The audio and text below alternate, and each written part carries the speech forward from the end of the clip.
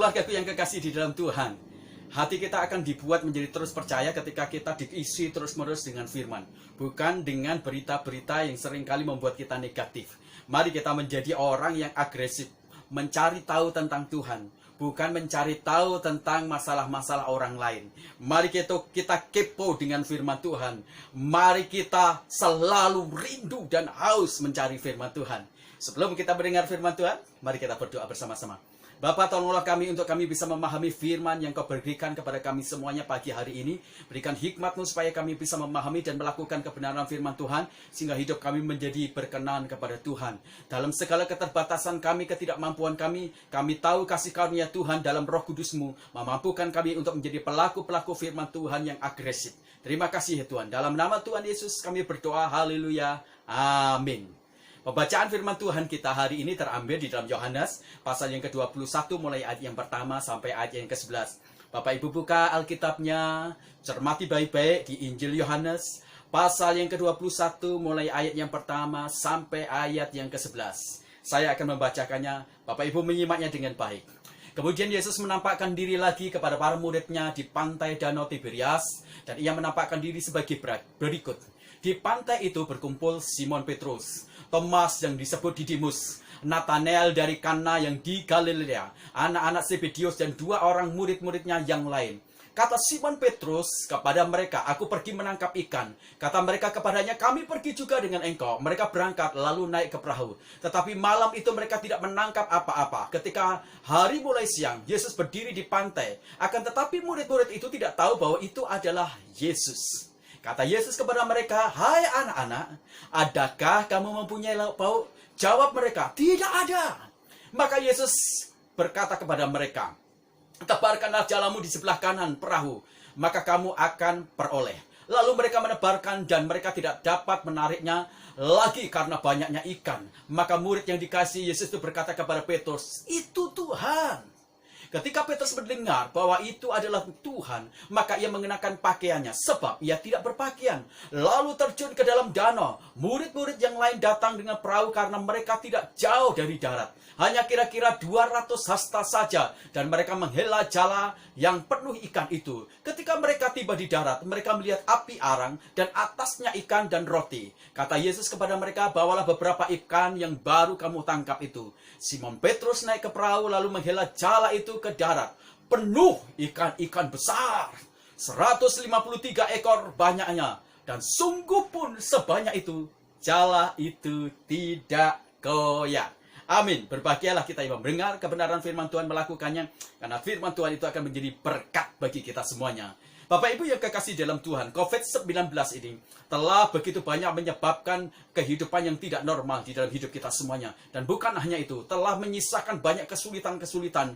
Banyak pengusaha-pengusaha yang kemudian mereka bangkrut, mereka pailit. Karena transaksi di perusahaan mereka tidak berjalan secara normal. Tidak ada jual beli, produktivitas tidak ada juga di sana. Akhirnya ada begitu banyak orang-orang yang ter-PHK. Dan kalau orang ter-PHK, mereka tidak mendapatkan keuangan cukup, mereka mengalami penderitaan untuk pemenuhan kebutuhan bagi keluarga mereka. Juga ada begitu banyak orang yang terjangkit COVID-19 sehingga mereka kemudian menjadi sakit. Biaya dari pengobatan untuk COVID juga begitu mahal. Ada begitu banyak orang-orang yang menjadi yatim piatu. Ada begitu banyak orang juga mengalami kepedihan karena ditinggalkan orang-orang yang kekasih. Jadi itu merupakan satu kesulitan yang luar biasa. Jangan heran, ada begitu banyak orang yang mengalami paranoid akut. Ada yang banyak ketakutan. Ada yang begitu banyak kemudian mengalami kekhawatiran luar biasa. Ada yang begitu apatis dengan masa depan, tahun-tahun ke depan. Ada orang yang menjadi pesimis, tidak bergairah, tidak memiliki harapan. Dan Bapak Ibu, ini yang terjadi, kesulitan-kesulitan yang ada di depan kita.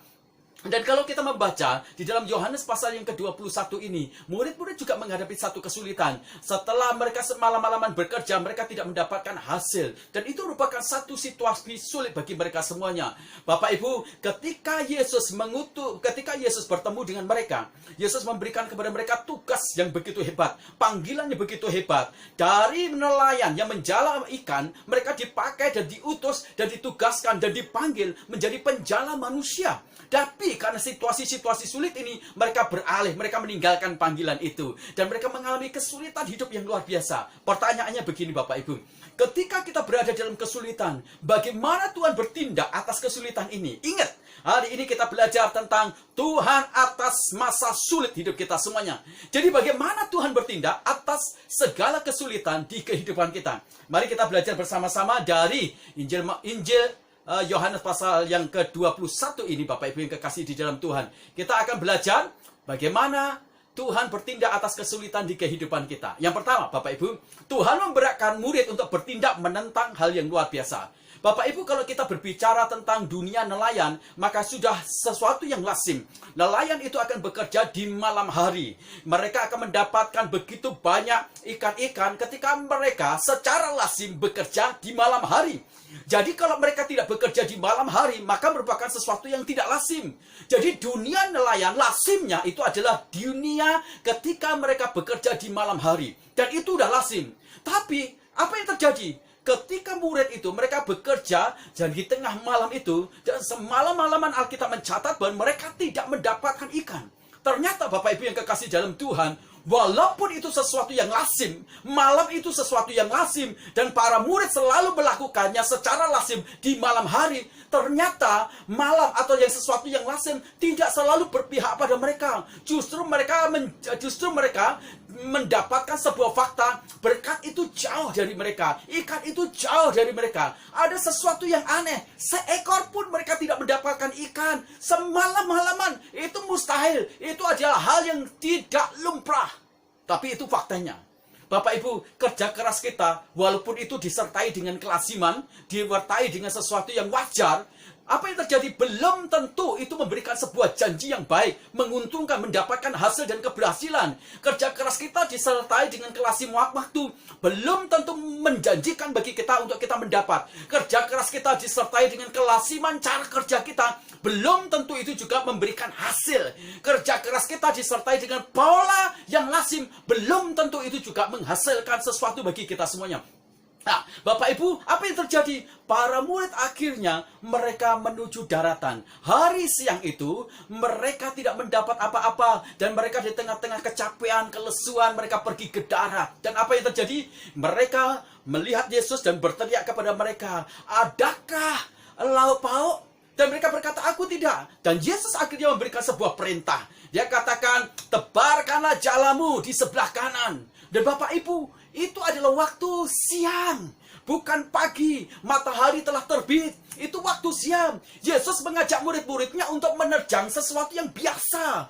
Bapak Ibu, orang-orang hebat adalah orang-orang yang berani menerjang hal lazim, hal biasa, supaya akhirnya dia menjadi orang-orang hebat luar biasa. Orang-orang hebat adalah orang-orang yang bekerja tidak secara lazim, dengan waktu yang tidak secara lazim, dengan pola-pola yang tidak lazim. Dan itu yang membuat mereka menjadi orang hebat luar biasa. Yesus mengajak kita semuanya untuk tidak menjadi orang biasa-biasa dalam bekerja, dalam berpikir, dalam melakukan segala sesuatu. Yesus ingin mengajak kita semuanya menjadi orang di atas rata-rata, sehingga kita menjadi orang luar biasa. Kalau kita menjadi orang yang tidak biasa, menentang segala sesuatu hal yang biasa, segala sesuatu yang lazim, maka kita pasti akan menjadi orang yang menempatkan diri kita dalam standar di atas rata-rata. Pikiran kita di atas rata-rata, cara berbicara di atas rata-rata, cara kerja di atas rata-rata, cara melakukan segala sesuatu juga di atas rata-rata. Dan ingat, ketika kita melakukan segala sesuatu dengan cara rutin, maka kita tidak akan mendapatkan begitu banyak. Tetapi ketika kita melakukan segala sesuatu dengan cara yang tidak lazim, maka kita bisa melihat sesuatu yang luar biasa. Dan ketika Yesus mendorong murid-muridnya untuk bertindak menentang hal yang biasa, maka di sana ada hal adikodrati, di sana ada penyertaan yang kuasa, penyertaan dari Kristus Yesus itu. Dan itu yang membuat akhirnya Yesus membuka segala sesuatu berkat-berkat di balik ketidaklasiman waktu itu sendiri.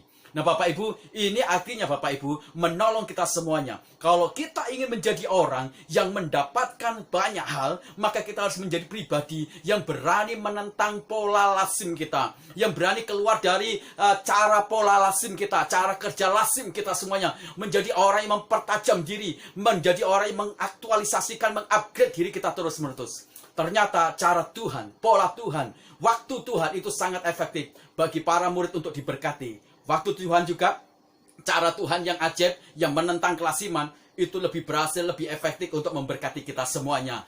Jadi ingat kebenaran firman Tuhan. Rancangan Tuhan itu lebih indah, lebih besar, lebih efektif bagi kita semuanya. Jadi Bapak Ibu, bagaimana Tuhan bertindak di tengah-tengah kesulitan kita? Tuhan menggerakkan para murid untuk bertindak menentang segala kelasiman yang sering kali kita lakukan, kita kerjakan dalam hidup kita semuanya. Yang kedua, Tuhan menggerakkan murid untuk menciptakan peluang. Di dalam Yohanes pasal yang ke-21 ayat yang ke-6. Bapak Ibu yang kekasih dalam Tuhan, semua nelayan itu menunggu mencari ikan, itu selalu di waktu malam. Jadi pagi hari mereka mempersiapkan diri, prepare. Bagaimana mereka nanti akan pergi malam hari. Jadi malam hari itu merupakan waktu yang ditunggu. Sehingga mereka semuanya bisa pergi ke laut atau ke danau untuk mencari ikan. Itu malam hari. Malam hari itu adalah satu waktu yang sangat ditunggu. Inilah kesempatan bagi mereka semuanya. Alkitab berkata, semalam-malaman mereka mencari ikan. Jadi memang malam itu merupakan satu kesempatan bagi para murid untuk mendapatkan ikan. Tapi apa yang terjadi? Ketika semalam-malaman mereka tidak mendapatkan apapun juga. Dan akhirnya pagi mulai muncul, terus matahari mulai terbit dan siang. Makin hari makin siang. Apa yang terjadi? Mereka putus asa. Mereka tidak mendapatkan ikan apapun juga. Bapak Ibu yang kekasih di dalam Tuhan, ketika mereka dalam putus asa itu, Yesus memberi perintah kepada para murid untuk mereka melaut lagi dan menebarkan jala mereka di sebelah kanan. Yesus memberikan kepada mereka semuanya. Yesus mendorong para murid untuk mereka bukan lagi menjadi orang yang menunggu sebuah peluang, menunggu waktu kesempatan, tapi mereka menciptakan sebuah peluang yang baru. Mereka menciptakan sebuah kesempatan yang baru. Bapak Ibu, kalau saya menggolongkan manusia berhubungan dengan kesempatan ini, maka ada beberapa golongan manusia atau golongan orang. Pertama adalah golongan orang yang menunggu waktu, Bapak Ibu, menunggu kesempatan itu hadir dalam hidup dia. Dan kedua adalah golongan orang yang mengejar kesempatan. Tapi yang ketiga adalah golongan orang yang menciptakan kesempatan, peluang. Dan orang-orang ini adalah orang-orang yang akhirnya tidak akan pernah tidak sukses. Karena orang yang menciptakan peluang adalah orang-orang yang sangat kreatif, sangat inovatif, sangat fleksibel. Orang itu tidak pernah menyerah pada satu keadaan. Orang itu selalu berani mencoba. Orang itu selalu memiliki ide-ide yang brilian dan baru. Orang itu selalu berani mencoba tantangan-tantangan yang baru. Orang itu selalu tertantang untuk membuat solusi dan jawaban atas masalah-masalah. Itu yang luar biasa. Orang yang menciptakan peluang adalah orang yang sangat-sangat memiliki stok energi, stok kesabaran, stok kemauan untuk maju, stok untuk berani berjuang, stok untuk tidak berani mengibarkan bendera putih tanda menyerah. Orang-orang yang menciptakan peluang adalah orang-orang yang akhirnya mereka bisa menolong banyak orang. Ketika dia menciptakan peluang, dia bisa menciptakan sebuah perusahaan, dia bisa menciptakan sebuah pekerjaan, dan dia bisa menolong banyak orang, sehingga orang bisa bekerja, mereka bisa hidup lagi, mereka bisa memiliki masa depan lagi. Jadi orang-orang yang menciptakan peluang adalah orang-orang yang hidupnya itu benar-benar bisa menjadi saluran berkat bagi banyak orang. Jangan menjadi orang Kristen yang hanya menunggu peluang, menunggu kesempatan, mengejar kesempatan. Ciptakanlah kesempatan. Kalau kita berani menciptakan kesempatan, maka kita harus berani belajar, mengupgrade diri kita. Kita harus berani belajar dari orang lain. Kita belajar dari kesalahan. Baca biografi orang-orang yang berhasil. Mari kita belajar itu semuanya. Atas kesulitan, kalau kita benar-benar menjadi orang yang menciptakan peluang, kita tertawa. Atas kesulitan, bagi orang-orang yang berani menciptakan peluang, itu merupakan satu dinamika semangat. Kita selalu mengucap syukur. Kita selalu melihat kesulitan-kesulitan itu dengan sebuah kesempatan-kesempatan yang tersedia di sana. Dan itu luar biasa. Dan Yesus menolong para murid untuk diubah cara berpikirnya, cara hatinya. Untuk para murid kemudian berubah juga dari pengambilan keputusannya. Ini luar biasa. Dan Yesus bertindak di tengah-tengah masa kesulitan kita, menggerakkan para murid untuk menciptakan sebuah peluang, sehingga kita bisa menjadi saluran berkat, sehingga kita bisa menciptakan lapangan pekerjaan, kita bisa menjuka solusi-solusi dan menolong orang lain kemudian keluar dari segala kesulitan dan masalahnya. Itu yang kedua. Yang ketiga, bagaimana Tuhan bertindak di tengah-tengah masa sulit kita? Tuhan menggerakkan para murid untuk mengalami mujizat ilahi secara langsung. Di dalam Yohanes pasal yang ke-21 ayat ke-11, para murid mereka mendapatkan ikan yang begitu banyak setelah mereka menebarkan jala di sebelah kanan. Sangat tidak mungkin mendapatkan ikan itu di waktu-waktu matahari telah terbit, di waktu-waktu pagi sudah mulai muncul, di waktu siang dan matahari sudah ada di atas. Itu merupakan sesuatu yang tidak mungkin. Dibutuhkan hal adikodrati, dibutuhkan campur tangan dari Allah, dibutuhkan hal-hal yang luar biasa dari mujizat Allah itu yang mungkin bisa membuat para murid mendapatkan hasil maksimal. Dan ketika Yesus memberikan perintah kepada murid, tebarkanlah jalamu di sebelah kanan. Di sana ada kuasa adikodrati, ada perkataan firman yang menciptakan dari tidak ada menjadi ada. Maka Yesus bukan hanya membawa para murid menjadi orang penonton atas sebuah mujizat, atau membawa orang-orang kemudian hanya melongo karena mujizat terjadi pada orang lain. Tidak demikian. Yesus justru menggerakkan para murid untuk mereka mengalami secara langsung mujizat itu. Bahkan bukan hanya mengalami, mereka bisa menjadi agen yang melakukan mujizat itu sendiri. Dan itu luar biasa.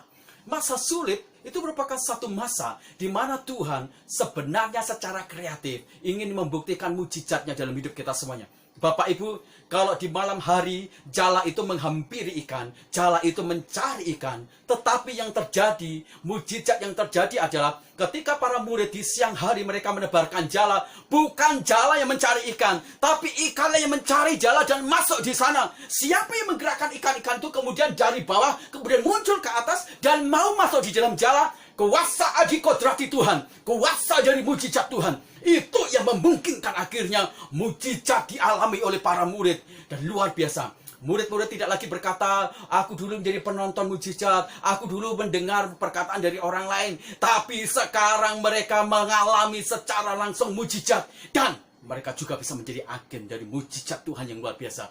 Bapak Ibu, masa sulit itu adalah masa Allah dalam segala kemahakuasaannya, masalah dalam segala kedigayaannya, masalah dalam segala kesaktiannya, masalah dalam segala tanggung jawabnya untuk membuat kita semuanya bisa terpenuhi segala kebutuhan-kebutuhan kita semuanya.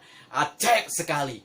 Maka di mana Allah ketika masa sulit, Dia ada dengan menggerakkan para murid untuk mengalami secara ajaib pengalaman secara pribadi mujizat ilahi terjadi dalam hidup dia. Amin. Yang terakhir, Bapak Ibu yang kasih dalam Tuhan, Tuhan menyediakan berkat dalam sebuah proteksi. Dalam Yohanes pasal yang ke-21 ayat 11, ayat itu berkata demikian. Para murid itu mendapatkan ikan begitu besar-besar, jumlahnya 153. Tapi dipertegas lagi bahwa ikan-ikan yang besar itu ternyata tidak menggoyahkan jala itu, tidak merusak jalan itu. Bapak Ibu dikasih dalam Tuhan, kadangkala Bapak Ibu lihat nih, Tuhan itu kalau memberkati kita, itu Tuhan itu memproteksi juga. Tuhan itu tidak akan membuat susah payah dalam setiap masalah-masalah berkat yang diberikan.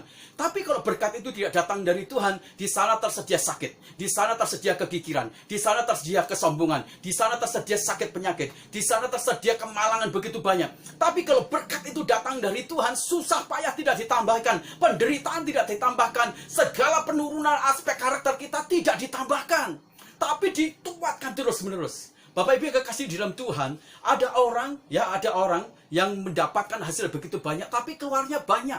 Bapak Ibu, dalam kitab Hagai dikatakan, kamu bekerja, kamu mendapatkan begitu banyak, tapi kamu taruh itu di dalam kantong-kantong yang berlubang, sehingga akhirnya semua pundi-pundimu itu habis, semua simpananmu itu habis. Bapak Ibu pernah mengalami?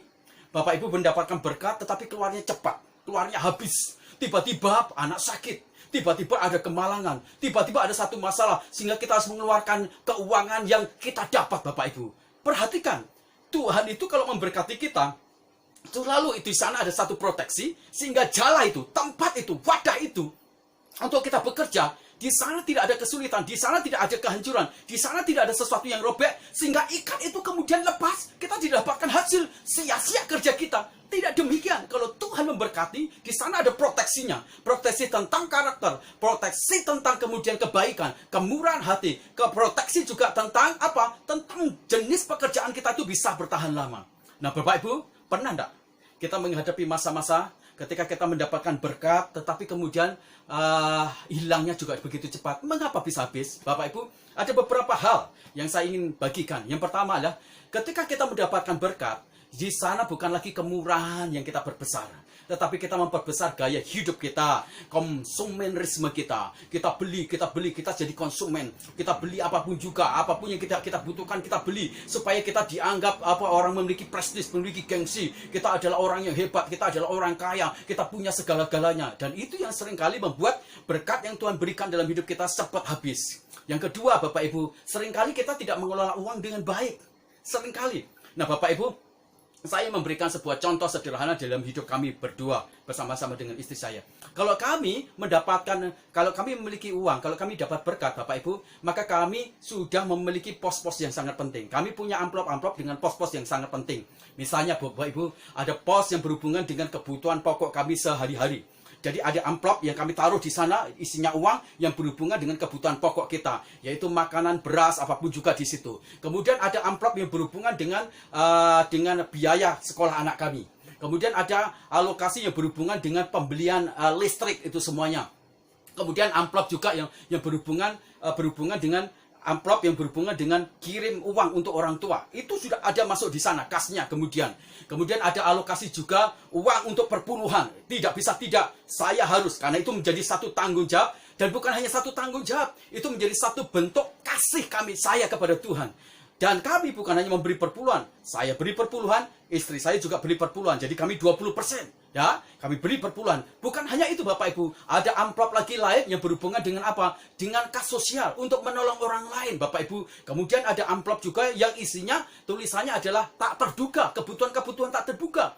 Jadi, ketika kami punya berkat, maka sudah ada pos-pos itu semuanya. Jadi kami tidak perlu mengalami kesulitan, sudah tertata di sana. Waktunya bayar perpuluhan, kami bayar perpuluhan. Waktunya kasih orang tua, kami kasih orang tua. Waktu ada orang-orang kesulitan, kami keluarin dari kas sosial kami. Jadi semua kewajiban kami tuntas, semua tanggung jawab kami tuntas, tidak perlu ada yang kemudian disalah tafsirkan apapun juga. Nah Bapak Ibu, yang ketiga, seringkali kita habiskan apa? Karena kita pelit. Begitu kita dapat berkat, kita pelit. Semakin kita pelit, berkat atau jalan berkat untuk kita, saluran berkat untuk kita tertutup. Dan yang terakhir juga berkaitan dengan investasi yang salah.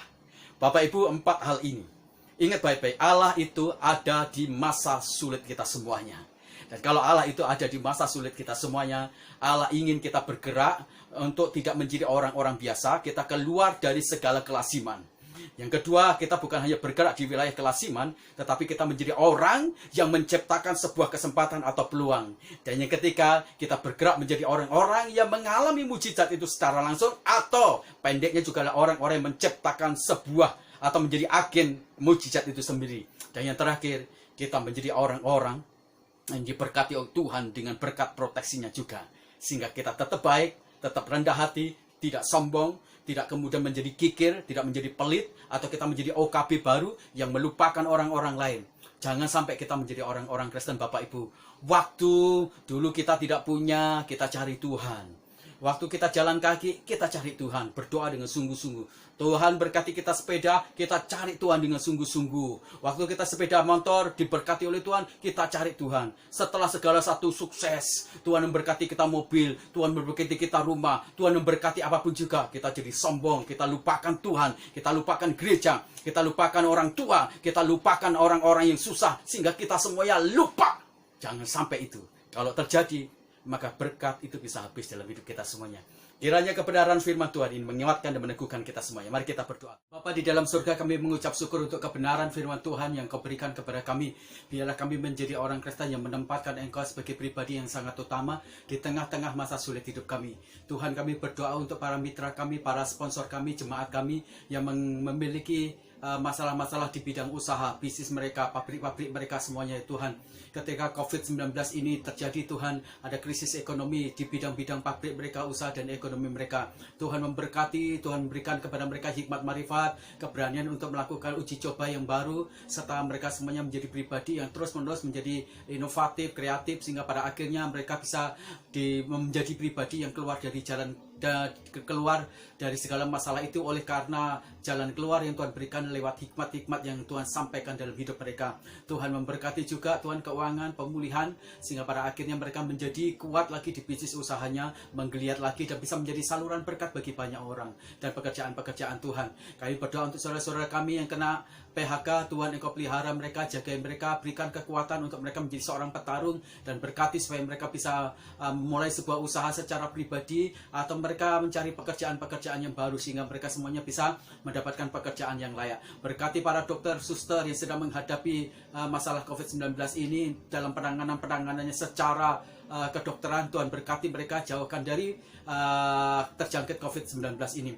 Berkati juga Tuhan obat antivirus yang sudah bisa ditemukan. Kami berdoa supaya produktivitasnya itu bisa mencapai dan bisa menolong banyak orang sehingga mereka semuanya bisa menjadi pribadi yang tertolong pada akhirnya. Engkau memberkati juga Tuhan untuk bangsa dan negara kami. Jadikan bangsa dan negara kami menjadi bangsa yang penuh dengan kekuatan, bagi bangsa yang dipulihkan dan menjadi bangsa yang makmur, jadi bangsa yang disegani dan menjadi bangsa menjadi saluran berkat bagi negara-negara yang mungkin juga mengalami kemiskinan. Tuhan memberkati presiden kami, berkati presiden kami Jokowi supaya dia Tuhan dilindungi, dijagai dari segala anasir jahat. Kami berdoa Tuhan untuk orang-orang atau kemudian anasir-anasir jahat yang berusaha untuk merancangkan sesuatu yang baik. Dalam nama Tuhan Yesus Kristus kami patahkan rancangan jahat. Tuhan Engkau memberkati siapapun juga yang Tuhan berlaku tidak baik. Berkati hati dan pikiran mereka dipertobatkan sehingga mereka diselamatkan oleh Tuhan. Berkati juga Tuhan kebijakan-kebijakan yang diambil oleh pemerintah untuk menangani COVID-19 yang berhubungan dengan sektor ekonomi dan sektor kesehatan sehingga pada akhirnya negara kami mengalami pemulihan yang luar biasa. Berkati pemerintahan yang ada di wilayah Cipanas juga Engkau memberkati, Engkau berkati bupati, Engkau berkati camat, Engkau berkati lurah, kepala desa, RW, RT. Berikan takut akan Tuhan dan hikmat marifat supaya mereka semuanya menjadi orang-orang yang memerintah negara di kota kami Cipanas ini dengan sungguh-sungguh dan memberi pengayoman dan perlindungan kepada kami semuanya. Berkati usaha-usaha yang dikerjakan di Cipanas, ekonomi apapun juga yang ditangani, baik itu agrobisnis, agrowisata, perhotelan, niaga,